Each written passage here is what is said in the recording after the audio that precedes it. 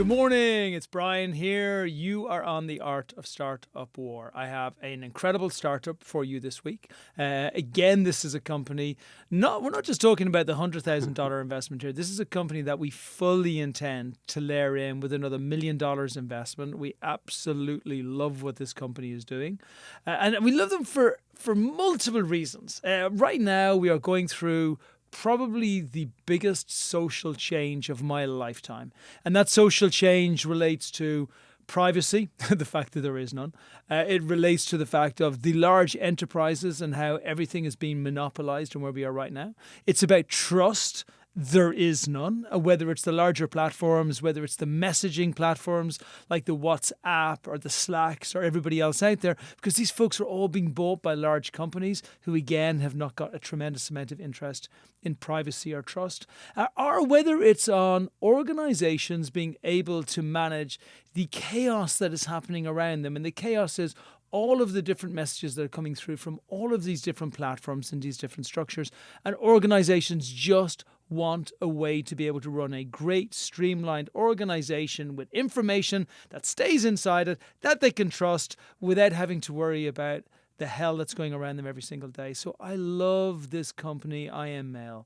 And they came in with this just phenomenal, great technology which solves all of the problems that I've just spoken about. And we're going to go really deep into this, and we're going to go really deep into the really big issues that these corporations are facing. And by the time we get to the end of this, all of you investors listening will probably come to the same conclusion as me, which is that this is frigging genius. Now, we've got Leo and we've got Jason here, two great guys who are running the company. I'm going to lead in at the start, and I'm just going to ask Jason, if I could, to give a quick introduction, talk a little bit about imMail, talk a little bit about the genesis of the idea and where it came from, and then maybe, Leo, you can layer in on top of where Jason takes us to. Thanks, Brian. We're really excited about being here today. Just a quick history about imMail. A couple years back, Leo and his team and myself, we were sitting around thinking about WhatsApp and how WhatsApp's taking over the world, 2 billion active users, and Crazy. we decided that we needed to have an application that could be secure enough, that could protect all the data within the company, and we decided that we needed to create something that was a simple user interface that anybody could learn within minutes, and then that's how we formed imMail. So you're talking about the exact opposite to WhatsApp, right? Exactly. So secure. Would you like to add that, Leo? Yeah, for sure. So first of all, thanks for having us, Brian. It's such a pleasure to be here with you guys and talk a little bit about our history and our journey, okay, until now. So actually, we have decided to formalize instant communication because years back, we were figuring out about, hey, people are putting aside their corporate emails to choose for personal instant messaging apps to corporate work, to do corporate stuff, to corporate communication. And the company has zero control over this communication, over this field. So it get to be a very huge problem in a soon future, and we get to solve this problem.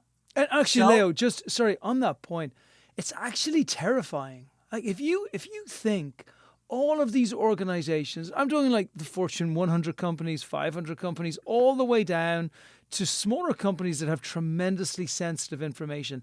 The amount of information that is being transferred across WhatsApp, I mean, to Jason's point, 2 billion active users. That's 1 in 4 people on the planet are an active user of WhatsApp. And the amount of sensitive information that is being transferred every single day by WhatsApp. And then if you go to Slack and we say, okay, Slack are now owned by Salesforce, which means another corporation owns them, which is either can be competitive with other organizations, or there's no knowledge of what's going to be happening with the data that's there. Like half the world is already exposed and they haven't even realized it.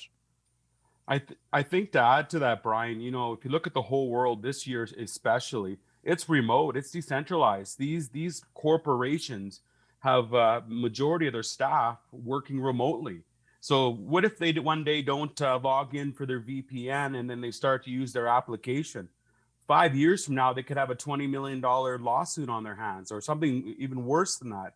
Some, privacy data for healthcare patients, privacy data for legal, for everything you can think of, and then especially our children. So these children are logging into different collaboration platforms that are not secure, and their data is being traded worldwide. So that's the main thing. We have to be able to protect their security, data protection, and then relieve employees' stress and team spirits. And imMail gives the ownership of the data to the enterprise. It's theirs.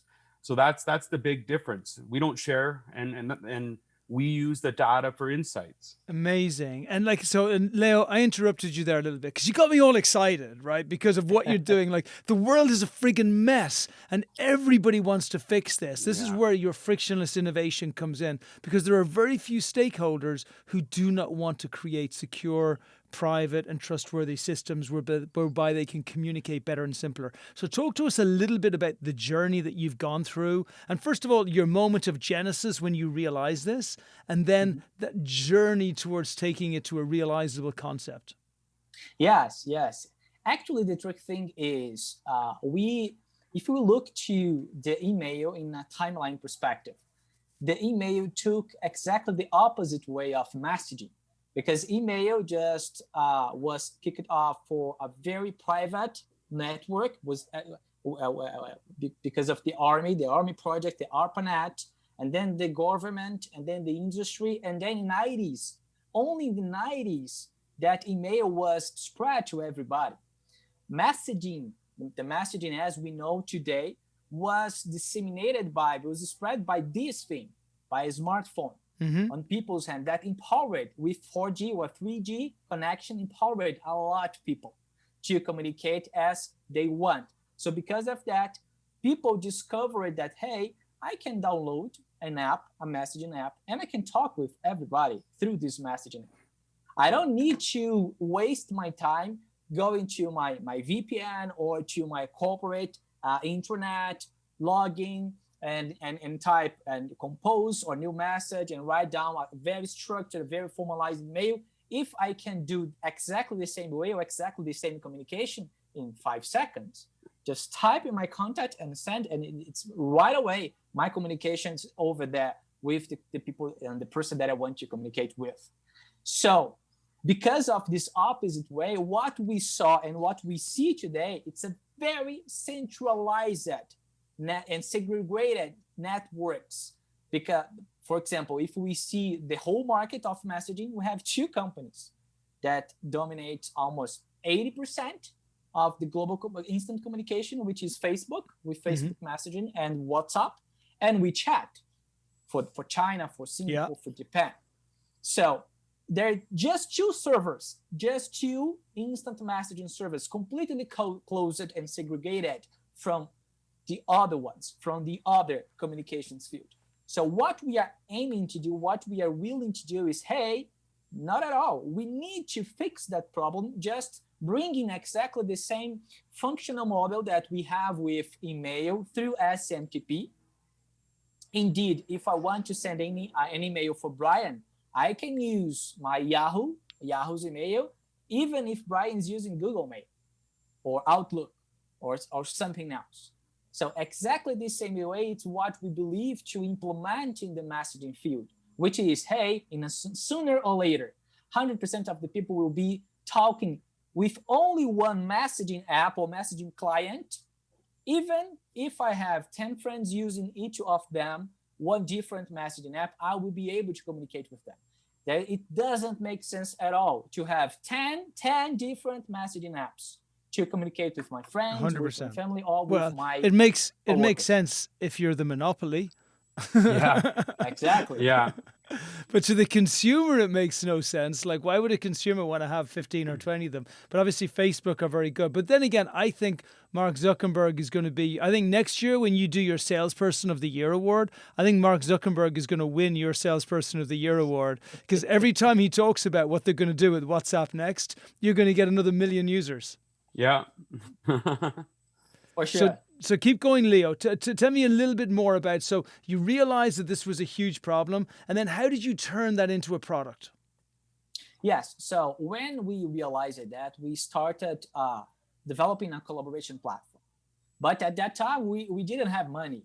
So what we perceived was, hey, we cannot just establish the whole collaboration software. Let's just be focused on the messaging part of the software. So let's be a copy and paste of WhatsApp, but for corporate communication. Mm-hmm.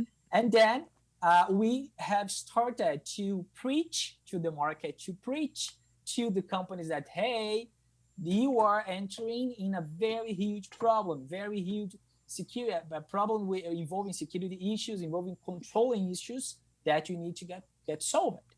So because of that, pay attention on your messaging field and start converting your corporate communication from one it's not private, it's not yours, it's not owned by you, it's not controlled by you, to something that is 100% controlled and governed by your company, exactly as you have in your email field.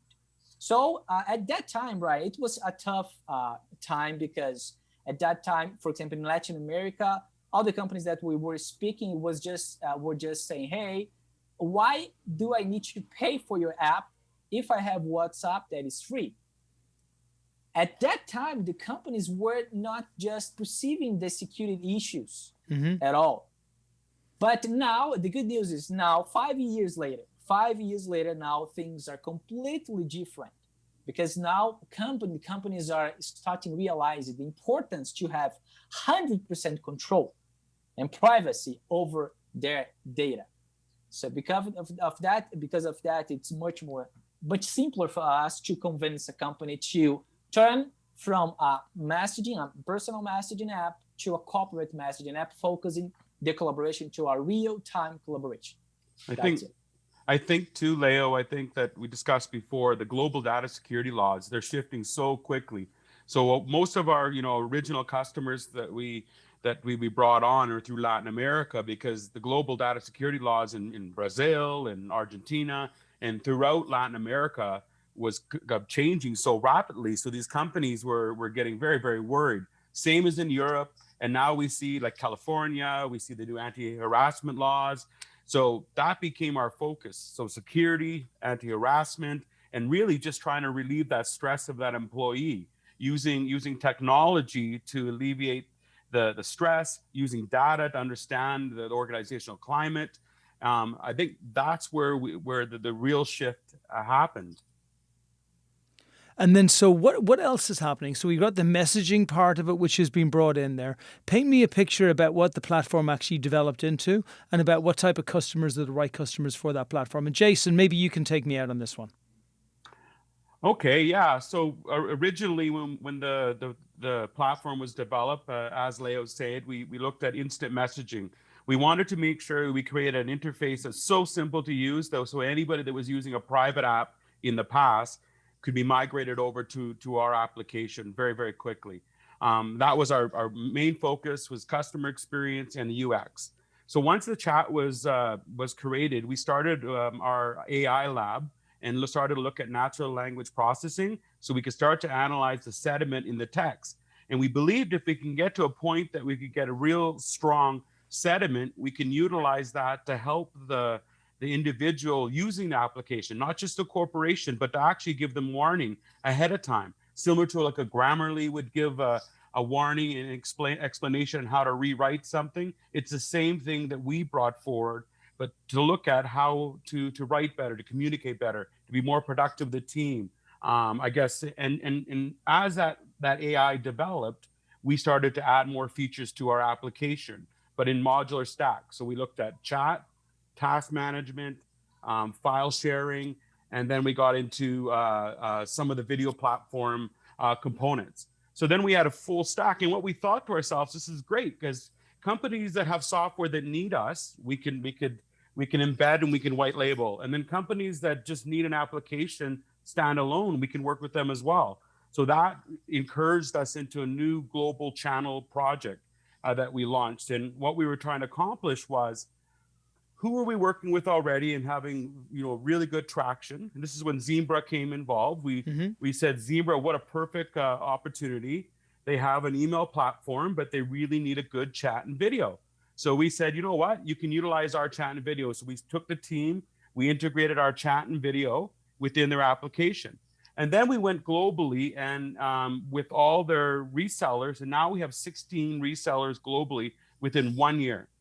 So trained, launched, and now they're selling our application within imMail.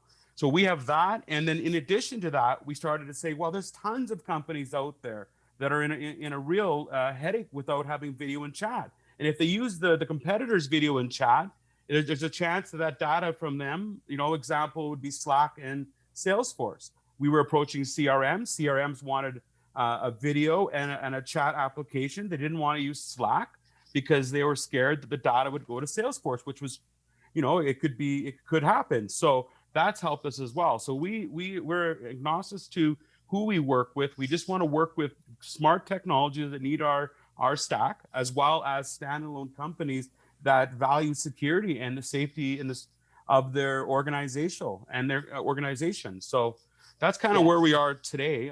Anything you want to add, Leo? Yes, please, Jason. So the real communication revolution, right, which we are expecting for years, for decades, considering the email field, because email is over there for 40 years, I think more than 40 years. So the real communication revolution will come when we have something that is very close to SMTP, so a protocol that will be implemented to intercommunicate all the messaging servers.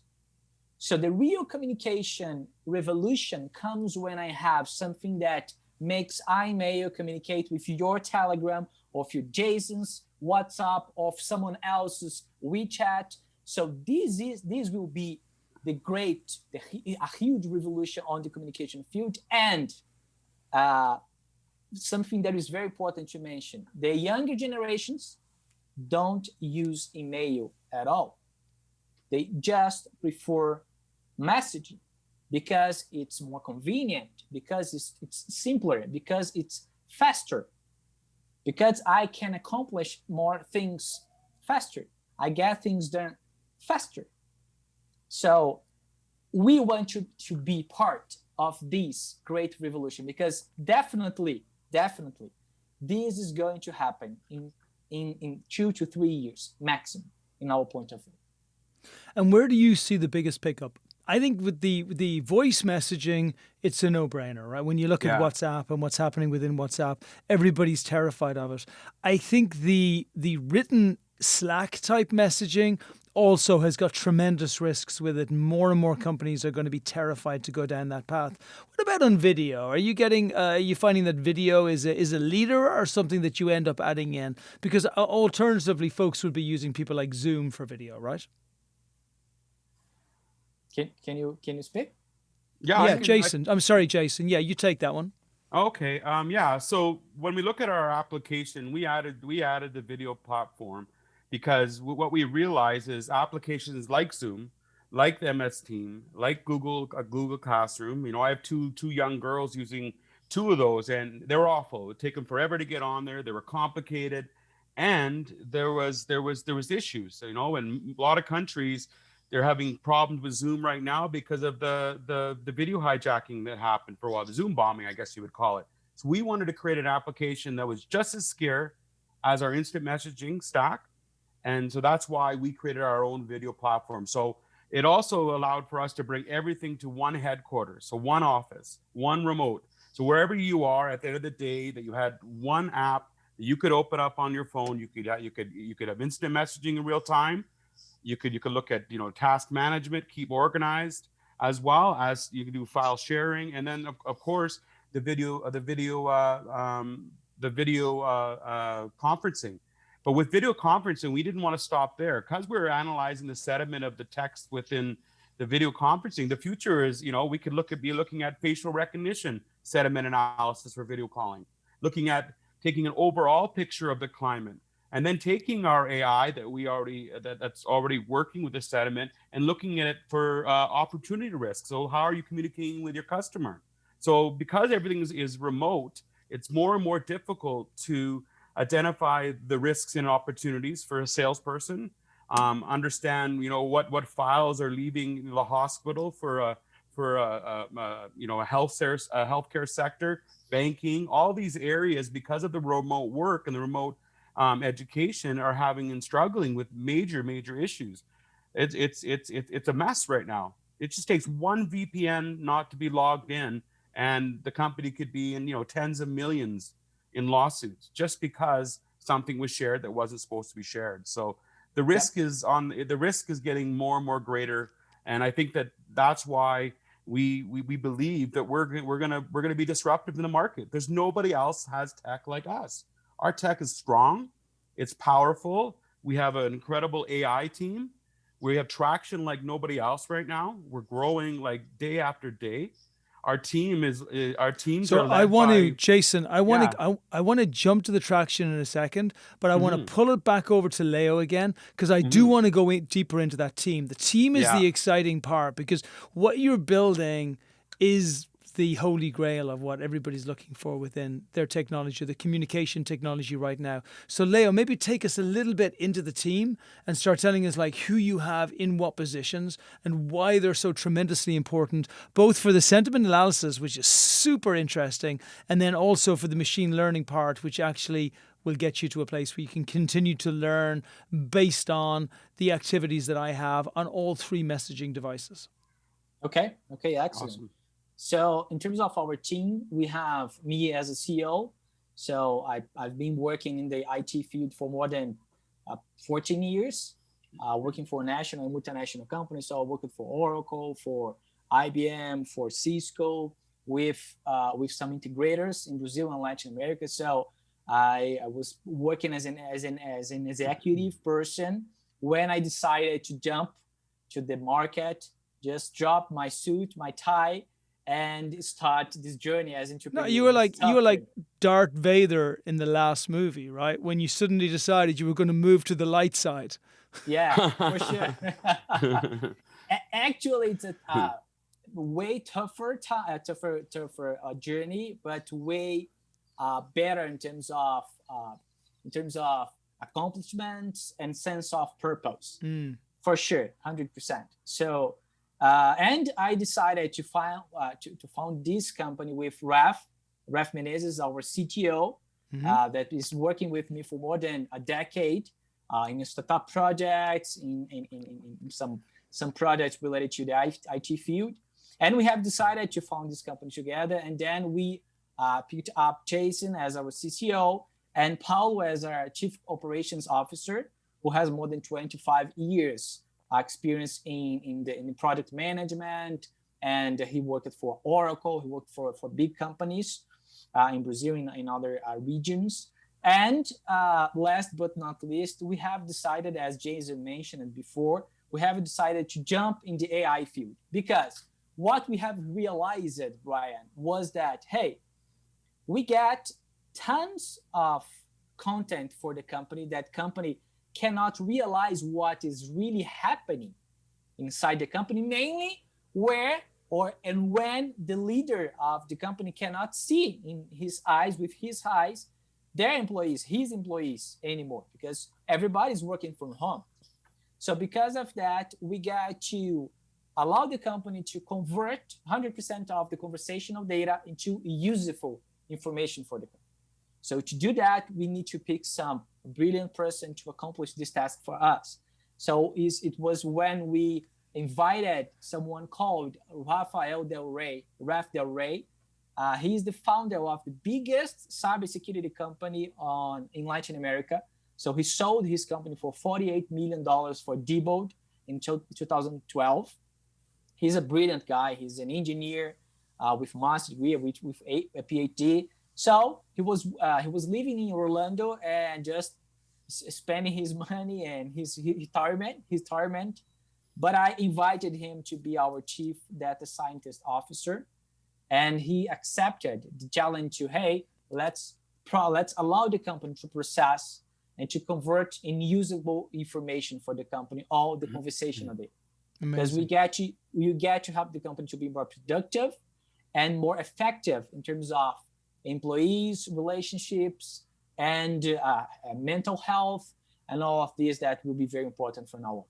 Amazing. And I want to get back to Jason in a moment, because we're going to really focus on traction, because I know all of our investors want to get there. But before I do, Leo, can we just look back a little bit at the journey that you've gone through? You know, I always see this as a hero's journey as an entrepreneur when you're a founder of a company at the beginning, and you kind of go through this Zorro-esque type moment where at the beginning of the movie, the bad guy has got you pinned down and the sword is to your throat, and then the girl who you love, she's got the sword to her throat as well, and that lasts for a long time in startup, right? And then you start to come out, and that's a culmination of lots of things, like maybe people who push you down, bad mentors, bad advisors, bad team members, bad, all the way across.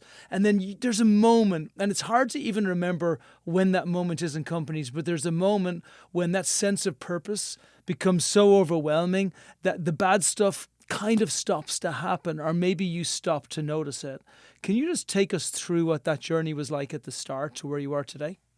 Yeah, this is a very good question, Brian, because you know that startup journey, it's like a roller coaster. So one day you just will goes to the bed and say, hey, we are winning, we are accomplished, will be the best, the next Facebook.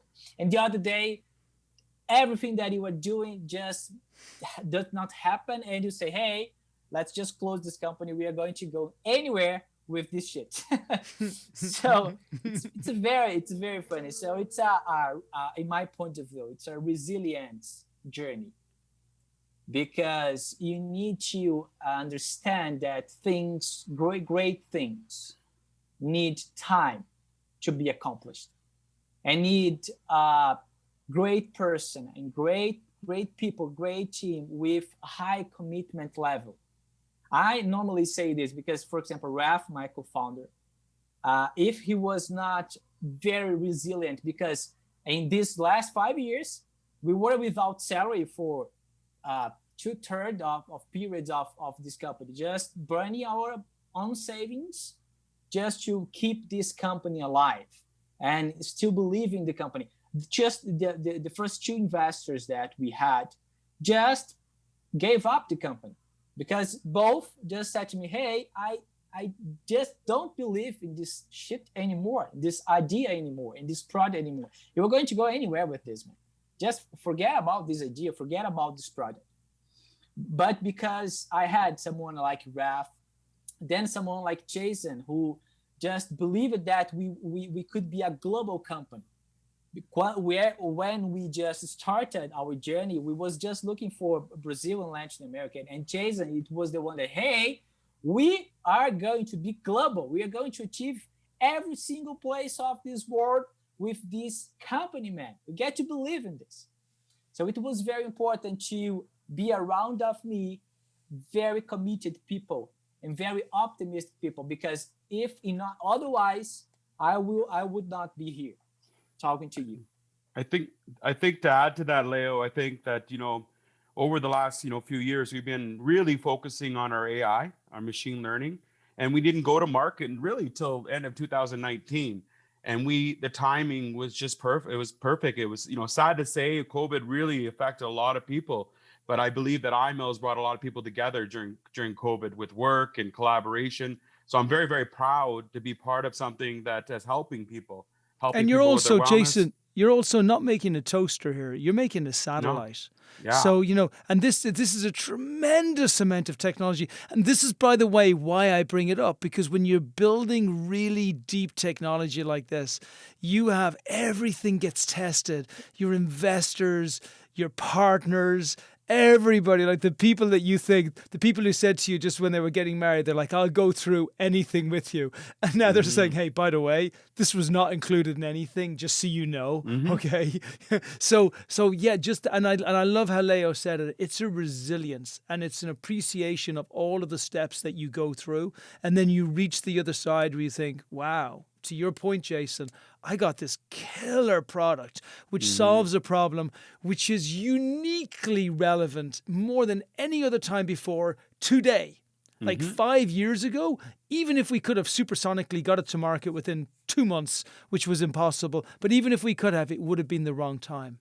The right time is now. Every single thing has hit that. So speaking to that point, Jason, what's our traction going to look like? What's going to happen? We got resellers you're bringing in left, right, and center. You got corporate clients that are now interested in left, right, or center. Let's look at 2021 as being the monster year that it's going to be. What are we going to raise? And then what traction are we going to build off the back of that?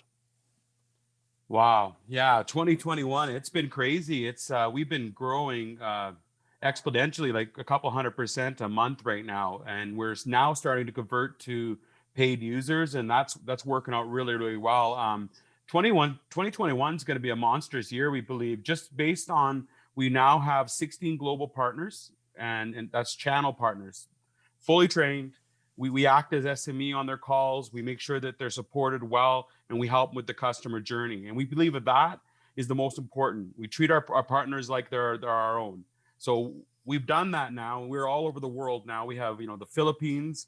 We have Saudi Arabia, Qatar. We have Abu Dhabi. We have London. We have 2 in the US, and then we have a bunch in Latin America of some really big channel partners that already have millions of users. So, because we're channel partners with the companies that have millions of users, they just got to turn the switch on, and we get more and more users out there. So it's super excited. We believe by the end of 2022, we should be at least $100 million evaluation of a company, just based on a growth now. But it's very exciting. It's in the way that the world's changing and becoming so decentralized. It's thriving and helping imMail get to the people that really, really need it. And being such a cost-effective solution, at the end of the day, we speak to the masses. The bottom billion people in the world cannot afford MS Teams. They need an application stronger and more secure, but for a reasonable price, so they can run their business, so they can grow, so they can keep care of their employees, look at the wellness around each of those employees. So I believe end of 2022, we will be a disruptive technology, So I think that, Leo, do you want to add to that? Yeah. And just speaking about the market, Brian, because there are very interesting points over here. And the first one that I would to pick up is, hey, the whole video conference market is changing right now. Because look at the biggest solutions. WebEx, let's pick WebEx and Zoom. The best video conference solutions of the market. But what is the problem? It's just video conference platforms for a very huge price. $20 per user month, $16 per user month. There's no space for this anymore, because the market is going through a platform centralization approach. So, hey, it's not enough for me to have just a video conference platform. I need messaging, I need task management, I need file management, I need video conference, and I need collaboration automation, which is everything that you can connect your software in to automate my process, to let me know about meetings, to let me know about process, let me know about approvals, and everything that I need to get to know to make my work faster and go better and accomplish things and more things in less time. This is where the market, in our point of view, is going through. So because of that, there is a huge opportunity that's for us, Brian, because we have half price, less than half price of Zoom and WebEx, but for everything. So what we are doing right now in the market, we are killing these kind of softwares in terms of tenders or public sector opportunities or huge enterprise opportunities that say, hey, you want something that has 10 times more functionalities than WebEx and Zoom for less than the half price? Test it, try it out, do a proof of concept, and let's work together, because this is where the market is going on. Excellent. And just so as we move forward and you break this thing through, because you've also got the trust and the integrity and everything else built in, I think everybody gets it. And I think most people now listening to this, they can see the product, they can see the market, they can see the market entry, they can see where you're coming in, and they can also see the skill within the team. Can you share with everybody, just as we finish up, first of all, your email address, and whether it's Jason or Leah, whoever would like to do that. And then also your web URL so people can search you up online. Obviously, people can always reach out to me at Brian at Expert Dojo, and I'm very happy to share the details with the guys. And then finally, if I can get one moment from each of you to finish off on just your summary of the potential of imMail and where it's going to go and what it's going to be in 5 years' time. So, Okay. Jason, I'll let Jason start, and I'll finish off with you, Leo. Okay, thank you, Brian. So my email is jmichaud that's JMICHAUD at immail.ca.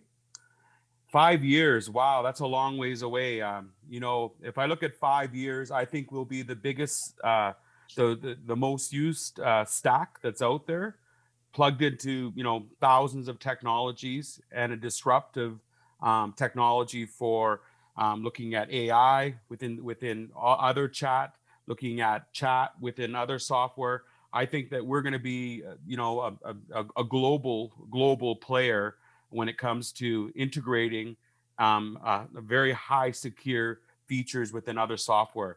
It's exciting. I think $1 billion wouldn't be out of reach, I think, at this point. And with this level of increase and our track record now, so I love exciting. Leo, take us home. Give us your vision statement for imMail for 5 years' time. What is the company? How many employees? Where are you in the world? What have you achieved? Yeah, thank you very much, Brian. Before that, just to before forget, my email address is Leonardo at immail.ca. My LinkedIn is Leonardo Valença with C, with the tail, Valença, and our website is immail.ca. Okay, for those who want to look after our content. And there's two. It's worth saying there's two M's in mail, so it's I M and then MAIL. Okay, Yeah. And now your vision statement. Tell us where we see you. Yes. So in my point of view, there's a huge potential over there for us, because companies globally are still thinking and looking for something like Teams and like Slack for internal communication, in internal communication perspective. Still, but this is going to change. And this is going to change because something like Matrix, which is a protocol that is willing to replace SMTP or to implement SMTP but for messaging, will implement and will open a huge space for this revolution, communication revolution. So solutions like imMail, like Slack, like Teams will be part of this whole new big world where 100% of people will replace the primary communication from email, which is asynchronous, and there is no space for asynchronous communication anymore. We'll be replacing asynchronous communication to synchronous communication to real-time communication. And it will open a huge space to companies like our IT resellers to make huge and tons of money with us not selling license, Brian, but also working and providing services to automate collaboration process. Do you want to approve some flight ticket for your team? Hey, you are going to receive a notification through imMail, and we are going to type yes. All the process will be done by this integration, by this automation. So 100% of the things that you need to take time to do, stupid things in your ordinary day, will be automated by integrations. So I really think that in 5 years, definitely we can be a huge company with more than 2,000 employees all over the world, make real change and helping companies to make things better and better and faster in a more convenient way. That's Gentlemen, that is a wrap. I cannot think of any better way to finish. You guys are awesome. I couldn't be happier to have you in the accelerator. We're going to make a ton of money. We're going to change the world. We're going to build purpose, and we're going to do it all together while we have a beer. Yes. Excellent. Excellent. Thank you very much, Thank you, Brian. And that's a wrap.